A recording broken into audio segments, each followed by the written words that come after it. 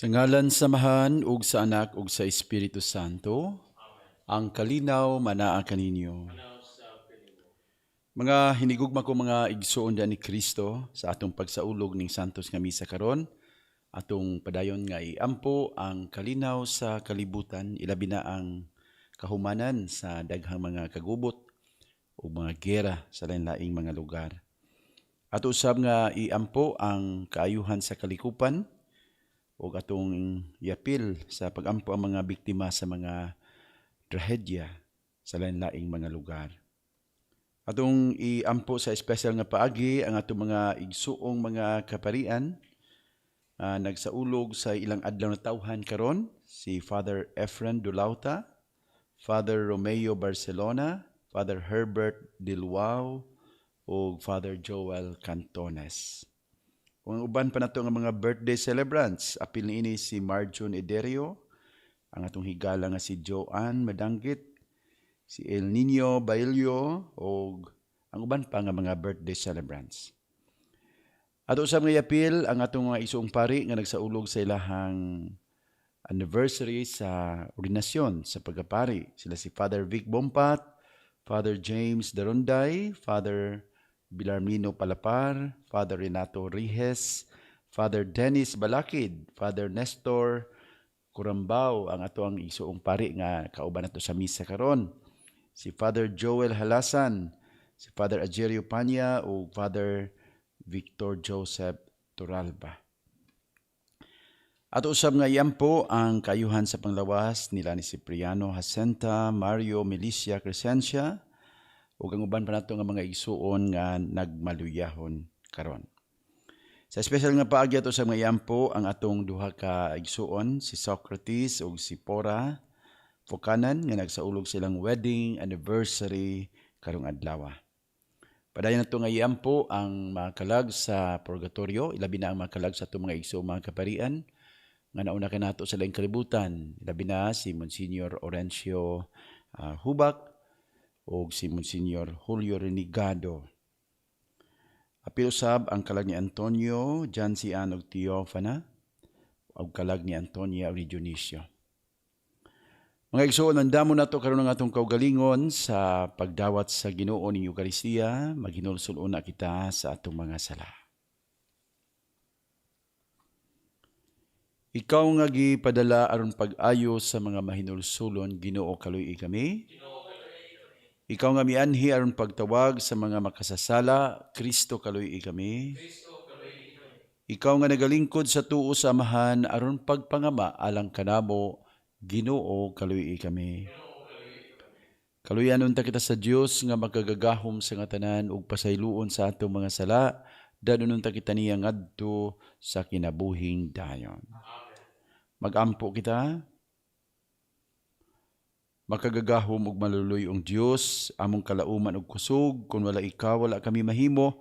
Tabangi kami kanunay sa pagtuman sa imong mga sugo ug sa pagpahimuot kanimo matag adlaw. Kini among gipangayo pinaagi sa among Ginoong Jesucristo nga imong anak, nga buhi ug hari uban kanimo sa Espiritu Santo, Dios hangtod sa kahangturan. Amen.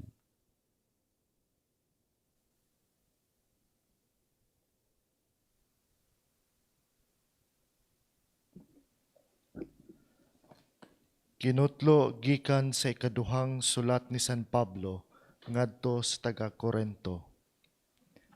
Gilauman ko nga magpailob kamo kanako bisag buang-buang ako. Pailob in taon kamo. Nangabugho ako alang kaninyo sama gayud sa Dios. Kay sama man kamo sa putli nga dalaga nga akong gisaarang ipakasal sa usa lamang kalalaki nga mao si Kristo. Nahadlok ako nga masalaag ang inyong hunahuna ug biyaan ninyo ang bug-os ug lunsay nga paghigugma kang Kristo. Sa samang paagi nga si Eva gipasalaag sa lansis sa bitin. Kikikalipay man ninyo ang pagdawat kang bisan kinsa nga muanha kaninyo nga magwalig laing Jesus nga dili maoy giwali namo. Ug gidawat ninyo ang usa ka espiritu ug usa ka ebanghelyo nga lahi kaayo sa espiritu ug sa ebanghelyo nga inyong nadawat gikan kanamo.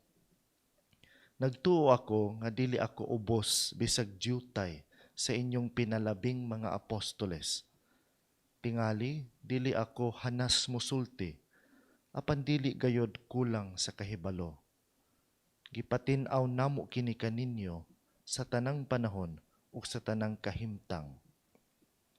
Wala ako magpasuhol kaninyo sa akong pagwali sa maayong balita sa Dios, kundili nagpaubos ako aron ipataas ko kamo.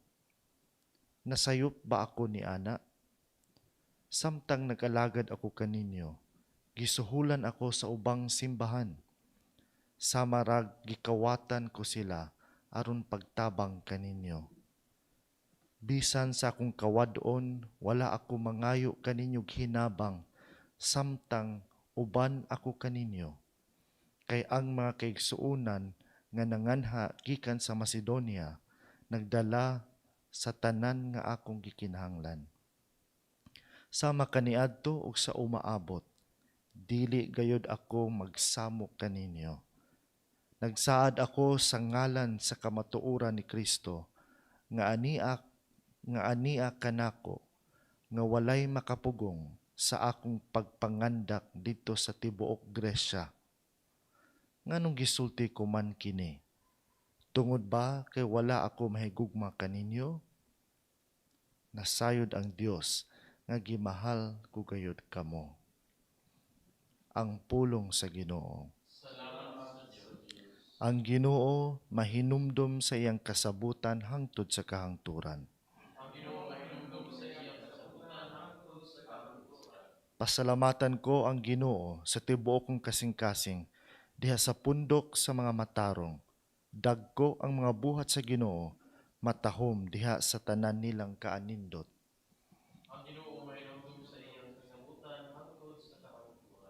Halangdon og mahimayaon ang iyang buhat, ang iyang katarong nagalungtad sa kahangturan.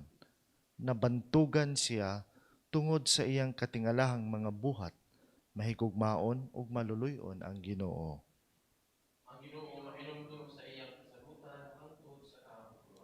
Ang mga buhat sa iyang mga kamot matinud-anon ug matarong, dili kaduha-duhaan ang tanan niyang mga sugo, kasaligan hangtod sa kahangturan, gibuhat diha sa kamatuoran ug kaangayan. Ang Ginoo minumdum sa iyang kasabutan hangtod sa kahangturan.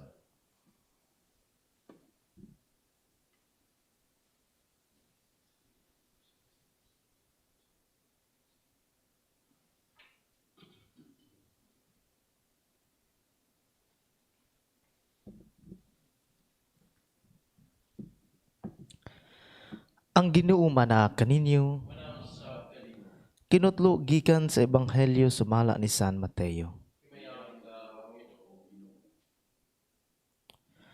Si Jesus mingon sa iyang mga tinunan, sa inyong pag-ampo, ayaw daghan na ang inyong mga pulong ingon sa gibuhat sa mga pagano nga nagunahuna nga dunggon sila tungod sa taas nilang pag-ampo.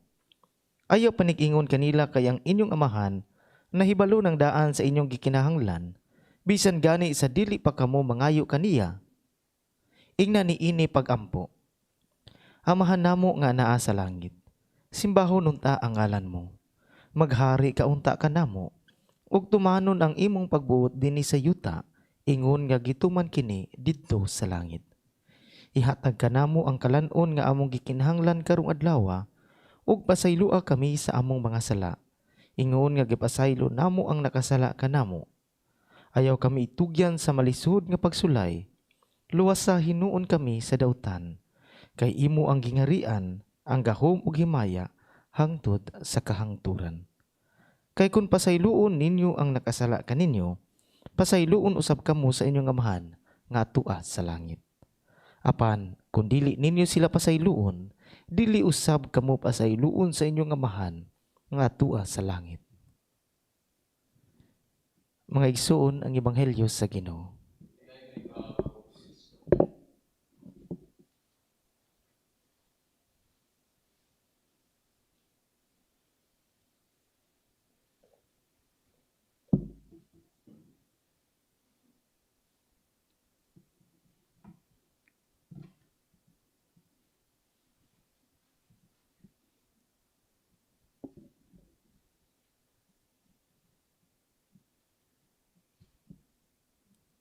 There is a thought-provoking quote that says, "The best way to change your world is to change your words." Ang pinakamaayong paagi sa pag-usab sa imong kalibutan o sa imong kinabuhi mao ang pag-usab sa imong mga pulong. Mga igsoon, ang maong quotation, makahuluganon kaayo, ilabi na kung maghiskot kita og pag-ampo. Sa pag-ampo, kinahanglan kita nga musulti og mugamit og mga pulong. Hinuon, dili sa kanunay, tungod kay sa pag-ampo, kinahanglan man usab kita nga maminaw. Ug gani ang pagpaminaw mao'y labing mahinungdanong bahin sa pag-ampo. Adun naman tay importante nga isulti sa Dios. Apan ang Dios adun na usab importante kaayo nga isulti kanato. Between our message and God's message, mas bililhon ang mensahe sa Dios. Nonetheless, in praying, we need to speak to God. And in speaking to God, we don't need to use many words. Kini ang mensahe ni Jesus diya sa Ebanghelyo nga atong nadungog karon. Nganong dili man angay nga daghanon ang atong mga pulong. Aduna tay makuhang duha ka tubag. Una, kung daghan ang mga pulong, dakog puruhan nga kini atong lamu-lamuon. Jesus said, in praying, "Do not babble like the pagans, who think they will be heard because of their many words." Ikaduha, dili angay nga daghanon ang mga pulong tungod kay ang langit ng Amahan nasayod namang daan unsay atong gikinahanglan bisan wala pa nato kini isulti kaniya. Your Father, Jesus said, knows what you need before you ask Him. Kung dili daghang pulong ang gikinahanglan, mga igsuon, diha sa atong pag-ampo, unsa man nga matang sa mga pulong ang angay natong gamiton.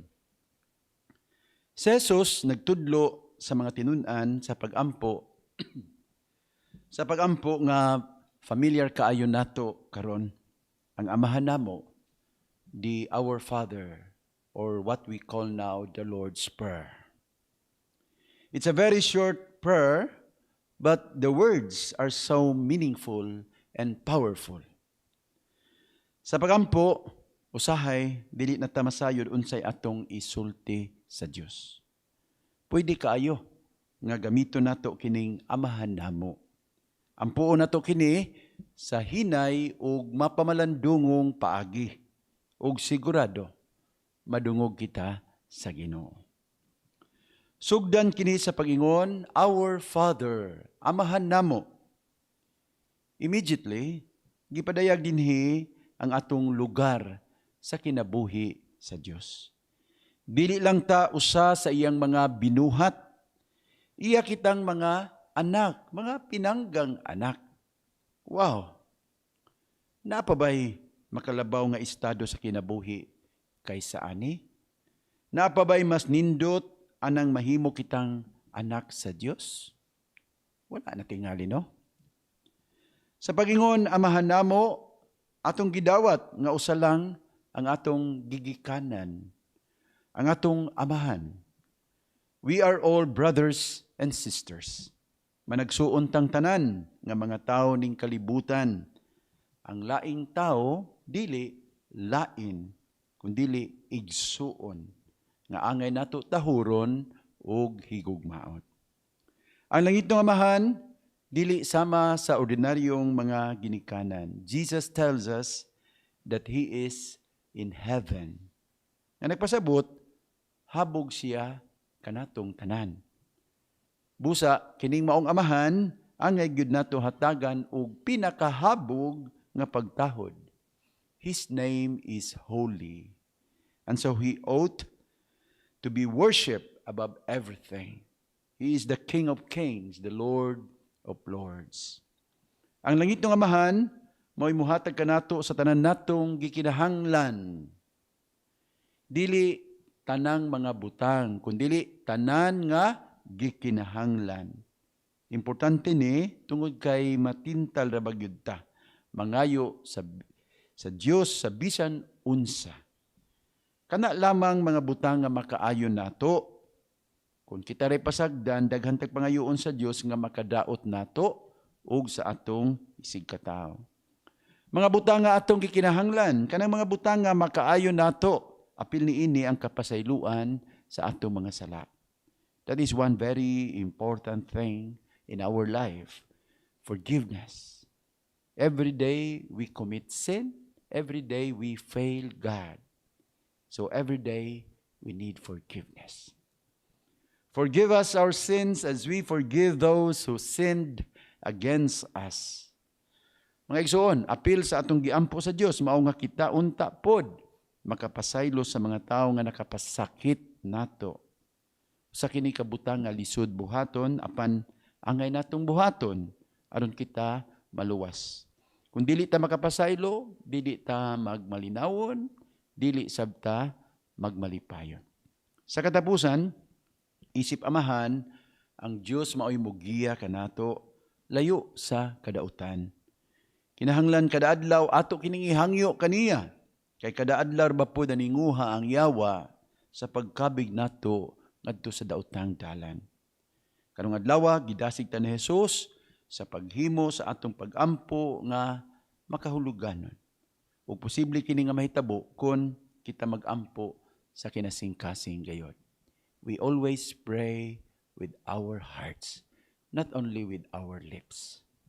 And we always remember this, the best thing to change our world is to change our words.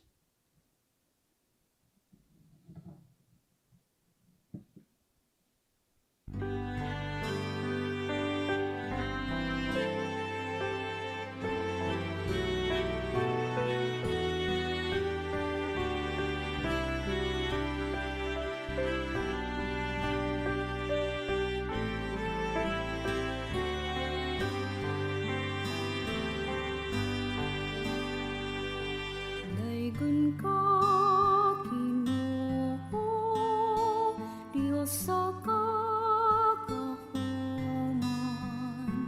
sa imong kaayo, angay kang pasalamatan.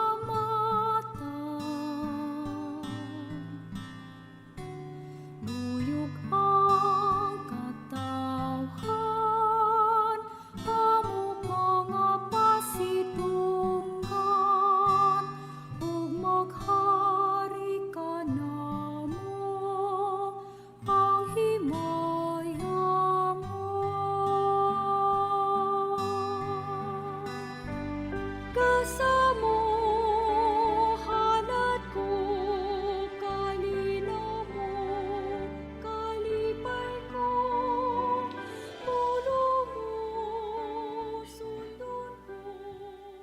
Pagampo kamo mga igsuon or ng atong sakripisyo dawaton sa Dios nga makagagahom sa nga tanan.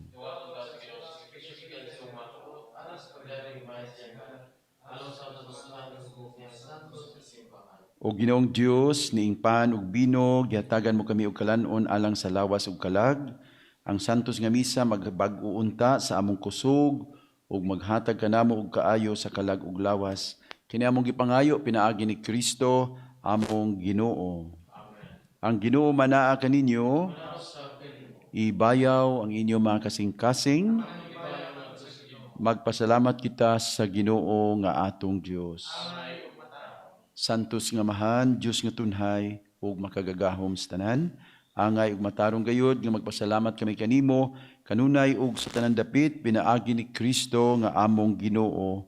Gihandom namo ang iyang kamatayon diya sa gugma, gisangyaw namo ang iyang pagkabanhaw uban sa buhing pagtuo. Gipaabot namo ang iyang pagbalik diya sa himaya uban sa malig-on nga paglaom, ug busa uban sa mga anghel ug mga santos. Nagasangyaw kami sa imong himaya, duyog sa ilang walay hunong nga pag-awi.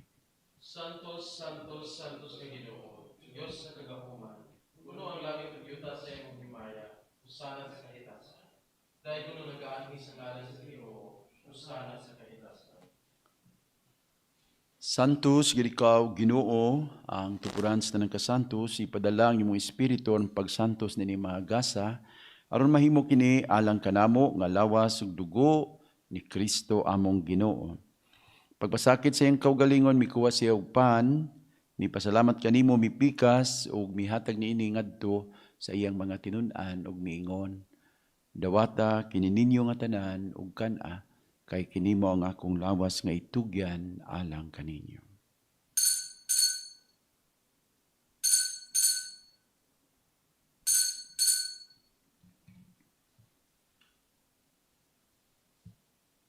Sa samang paagi tapos ang panihapon, mikuha siya sa kalis, mipasalamat kanimo pag-usab, mihatag niini ngadto sa iyang mga tinun-an ug miingon, dawata kini ug panginom kamo nga tanan gikan niini, kay kini mao ang kalis sa akong dugo sa bag-ong tunhay nga kasabutan. Ang dugo nga iula alang kaninyo ug alang sa tanang mga tao, aron ang mga sala mapasaylo. Buhata kini aron paghandom kanako.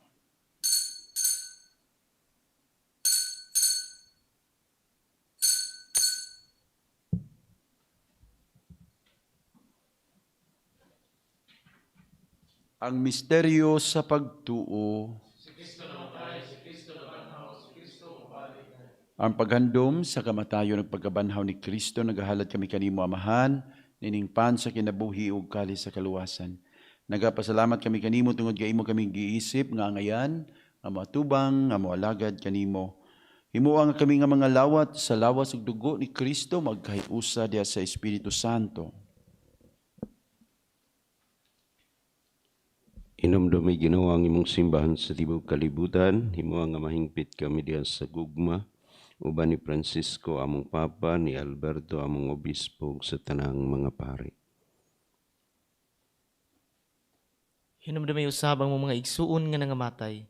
Malaumon nga mabanhaw sila ug ang tanang nangamatay diha sa imong kaluoy. Dada silang tanan sa pagsudong sa kahayag sa imong nawong. Kaluy-i kaming tanan. Himo kaming angayan nga magkaambit sa kinabuhing tunhay.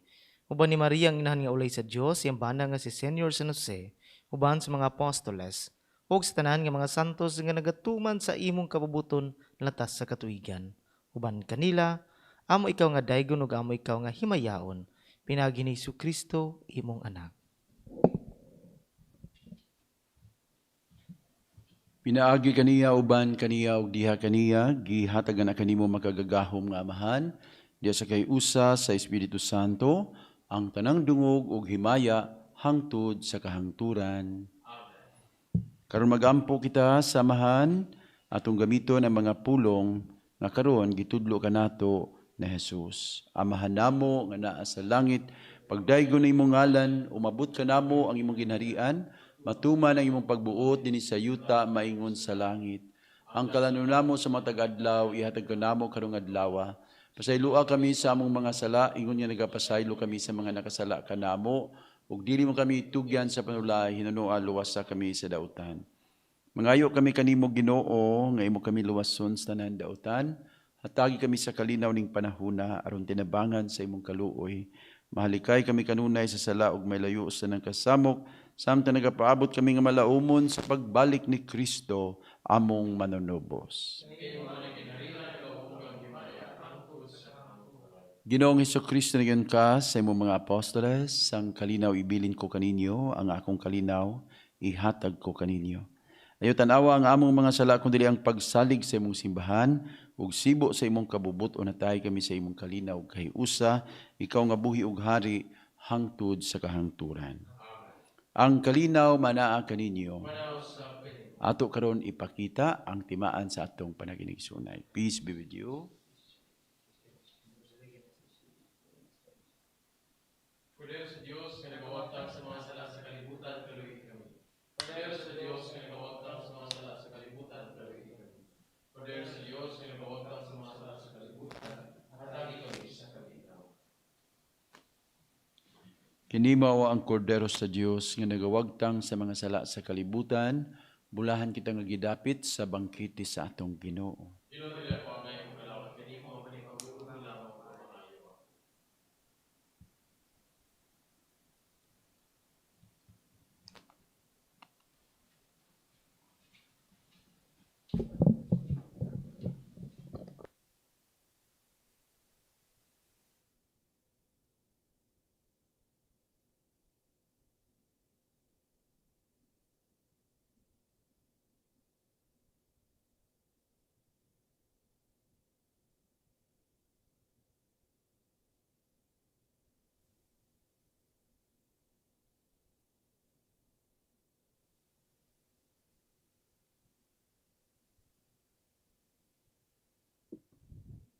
Akto sa Espiritu harong pagkalawat. Akong Jesus, nagatuwa ko nga ikaw ana sa labing balaang sakramento. Gihigugma ko ikaw labaw sa tanan, ug ako nangandoy sa pagkalawat kanimo sa akong kalag. Sanglit dili ko man ikaw madawat diha sa paaging sakramental, umarika sa akong kasing-kasing sa paaging espiritual. Hangpon ko ikaw sa mag-ania kauban kanako, ug hingpit kong gihiusang akong kaugalingon nganha kanimo. Ayaw itugot nga ako mahimulag kanimo. Amen.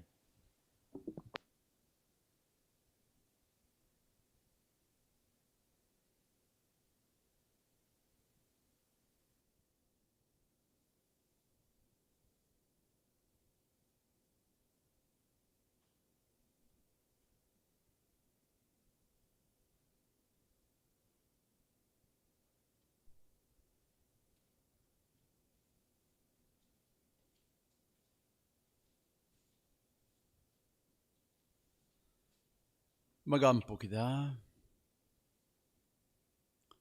O Ginoo kining Eucharistia timaan si kahiusa, makabadangat unta dinhi sa imong simbahan, sa matuod niya kahiusa ug kalinaw, kini among gipangayo pinaagi ni Kristo nga among Ginoo. Before the final blessing, akong ipaila kaninyo mga igsoon, ang atong bagong kauban dinhi no, usa ka seminarista nga naa sa iyang pre-diaconate program, si Seminarian Denden Laniba, no? Kauban nato siya diri karon sa atong balay sa obispo ug mutabang kanato sa pagpangalagad.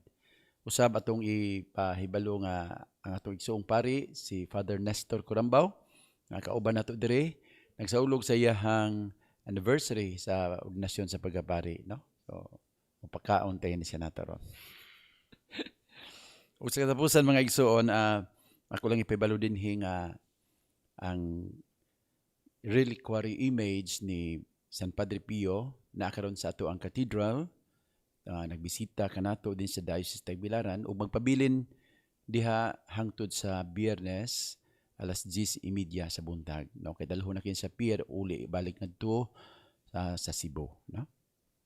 So kung makalugar mo o pangitaan jud ninyo panahon, hapit kamo sa cathedral atong hinumduman nga si San Padre Pio bililhon kaayo nga miracle worker diha sa simbahan. Ang Ginoo manaa kaninyo ug manalangin kaninyo ang Dios nga makagagahom sa tanan, Amahan, Anak ug Espiritu Santo. Nahalad na ang misa dayon ta ang gugma ug kalinaw ni Kristo.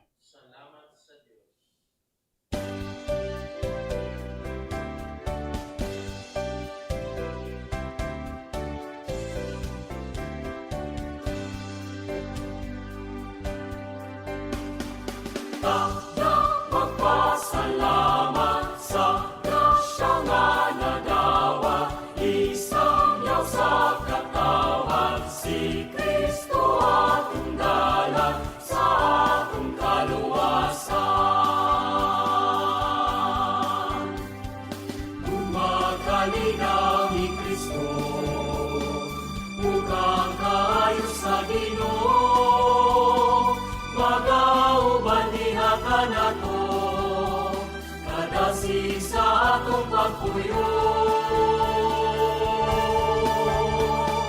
na magpasalamat sa grasya nga nagawa isang yaw sa katawan si Kristo atong dalan sa atong kaluwasan. Magpasalamat kanunay sa mga awit sa kalipay, ang kinabuhing malagaron, maoy ipakita